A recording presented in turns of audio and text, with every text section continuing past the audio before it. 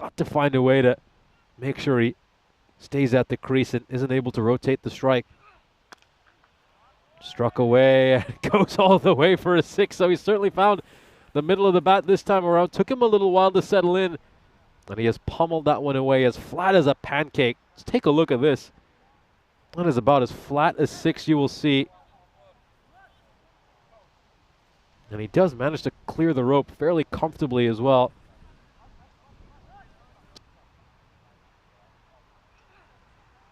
Oh, nice. Didn't really complain too much about it, I think. A few bowlers would have certainly made a meal out of that decision. Oh, nicely played. There was a bit of variation again by Sutton. He just held it back a little. But Mahmood just waits on it and crunches it through the gap for 4 more runs. You can just see Mahmood has to just wait ever so slightly, but he's been able to find the gap. And gets that away for a boundary.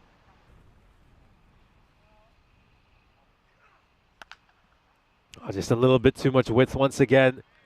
He's getting these lines wrong. Needs to bowl closer to the stumps.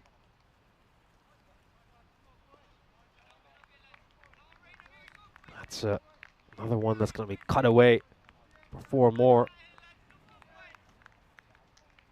It's been an expensive over for him so far. This time the batter will go over square leg. Sutton got a little bit straighter, but Mahmood had the response. Gets that away for a 6. Great bit of batting here by Mahmood. Lovely swivel as he gets underneath it and sends it all the way for 6 more runs. Great start here for the Sharks. Play towards point, and the fielder just isn't able to get down in time. That was Tipu Shamsuddin, the captain. Looks to strike this towards point, and it just takes a horrible bobble along the way as well. He's unable to cut that one out. How about a way to introduce yourself on ECN by smacking the first ball you face for a 6? Played away magnificently by Mahmood. That's going to clear the rope and go all the way for 6 runs. Glorious stroke. And the Sharks need just 37 runs from 31 deliveries. Let's have a look at this. Just been helped along over the rope for a 6. Beautiful, beautiful stroke play. Gets the Gladiators suffered a crushing defeat there, but let's just come back to the action in Hornchurch. What was that? What an incredible stroke. It's a dill scoop by Mahmood. Let's just take a look at this again. Well, this will certainly dominate the highlights reels all across Europe. Oh, that is audacious.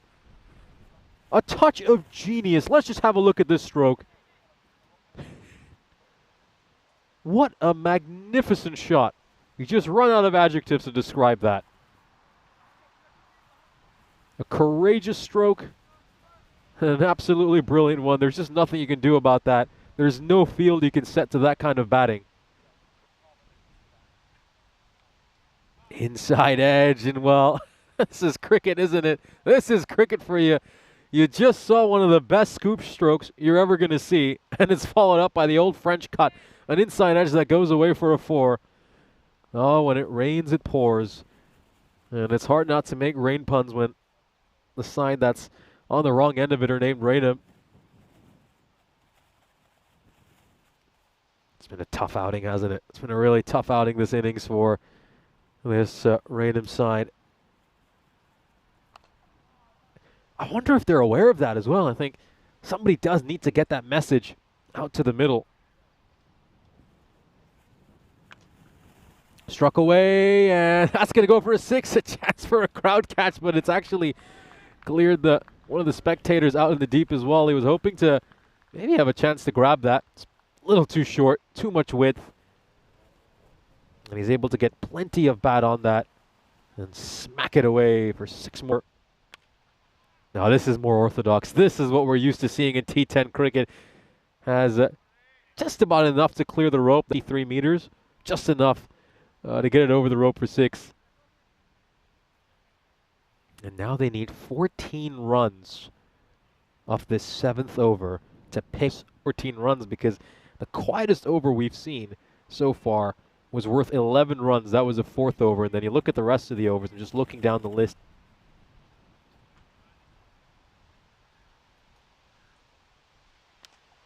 Looking to make some room, steps away, and he still gets it down the rope for 6 more runs. You could tell what the bowler was trying to do. You could just see the batter backing away. He aimed to follow the batter, but just didn't quite get it close enough to him, and the length was ultimately just overpitched. It was in the slot, and it's been deposited for 6. So the scores are now level.